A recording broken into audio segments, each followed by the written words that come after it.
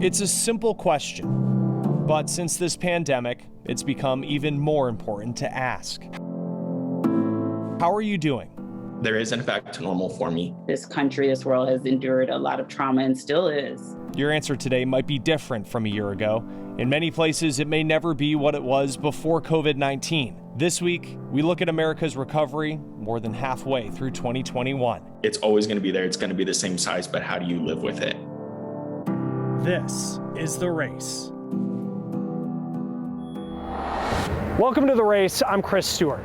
This week, as we take a look at communities working their way through the pandemic, we've come to Friday Harbor, Washington in the San Juan Islands. When you look at a map, these islands are sandwiched between the U.S. mainland and Canada. It is a unique place to live and it is a unique place to visit, and plenty of people are doing that. And while getting people to venture here is not a problem, the challenge is proving to lie in what it takes to meet the demand.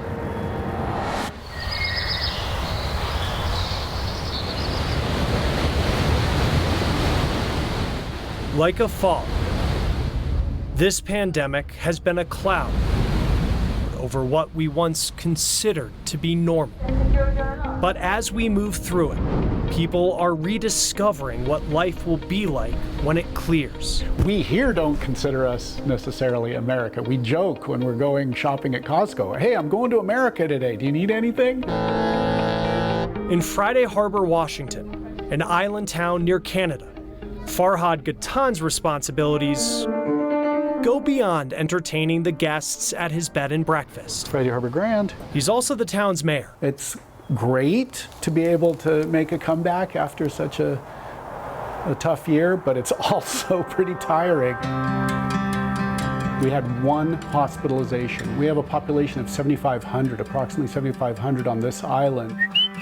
He says strict measures like an early mask mandate kept COVID cases from climbing. And the town's vaccination rate is more than 80%. As tourists flock by ferry here each day. I've had 0 openings since beginning of June, and I probably won't have any until middle of September. While other communities near Canada rely on the business that's been blocked by a closed border, this mayor says not here. I have mixed opinions on that. I know business will go down because people will now have options of going across the border. Most visitors here are typically Americans. The exchange rate does not make it appealing for Canadians to come here. Right now, keeping up with traffic from the mainland is hard enough. It's ridiculous. Right now I'm turning away 5-6 people a day because I have no rooms. Washington State allowed restaurants to go full capacity last month, but Debbie Rischels still isn't 100%. Like right now, actually, I could have more of my restaurant open, but I don't have enough people out front to do it. Finding enough help isn't just a problem for a remote island like this.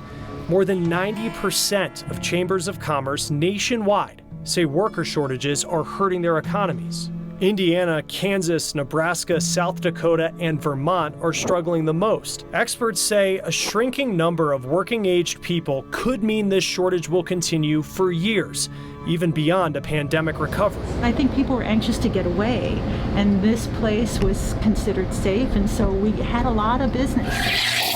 Step into Irene Herring's coffee shop, and you'll feel the pace of a busy season lost in many tourist towns last year. We just kind of jump in with both feet. But COVID and coffee don't define her path through the pandemic. The beginning of the pandemic, I was diagnosed with breast cancer. So She says she's doing fine now, but will be selling her shop after 32 years to enjoy this edge of America that is her home.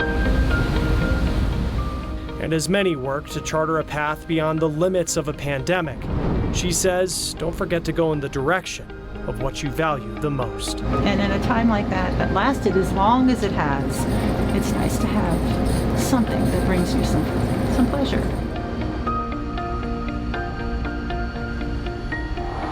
There's a growing movement to help a community that has been slowly shrinking for decades, black farmers. In 1920, there were 1 million black farmers in this country, and today, there are fewer than 50,000.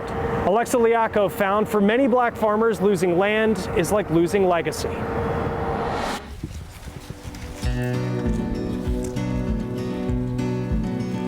So this became the promised land. It became a place where they could call their own.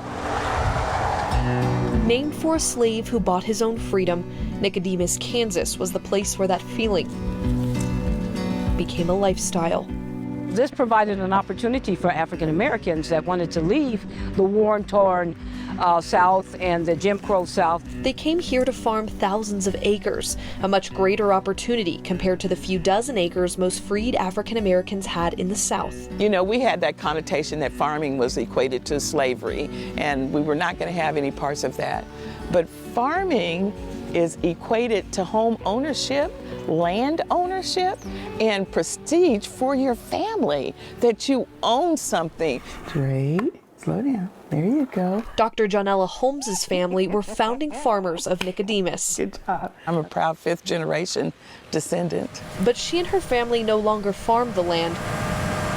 In fact, Nicodemus now has no African Americans actively harvesting the land themselves. Yeah, this is a photograph of my mom and dad right here at the farm, early 90s. This is probably when it was taken. The farmland owned by black families is leased out to white farmers. Angela Bates's farm is one of them. Right now, I don't believe there's anybody but a couple of us that actually own land that we're leasing out to others that are farming, because who can afford a combine? Who could afford a John Deere tractor? Diversity in farming has been shrinking for decades. 100 years ago, there were more than 1 million black farmers. Today, there are fewer than 50,000. High operating costs are part of that decline, but these women say discriminatory loan practices have driven many black farmers out of business. If nothing is done to reverse that and to look at the inequities, there'll be no black farmers. These are real people and real families that are going to be absolutely devastated by this. But these women are determined to stop this decline. Hello, hello. How are you? Angela runs a restaurant in town to support her dream of keeping her family's land forever. Where are you guys from? Colorado and Michigan. Colorado and Michigan, huh? We have to be stewards of this legacy. We've got to do the best we can to maintain it so that we can pass it on to the next generation. You did the perfect lines. I do the cutting. And Johnella is keeping her family legacy alive through education. I want to make sure that our youth understand that there's pride in being a farmer. She runs youth camps to show students Nicodemus's history. Educating so that we can regain. And through grants, she's bringing in tiny homes to bring farmers back to Nicodemus. This is just a sign that Nicodemus is going to be here forever. Planting every seed she can to see this community blossom once again in the years to come. We need to realize that we're not going to be here forever, and that little dash between the time you're born and the time you die, that's your grand opportunity to do something. We are people that have a pride and a history that defies what this looks like.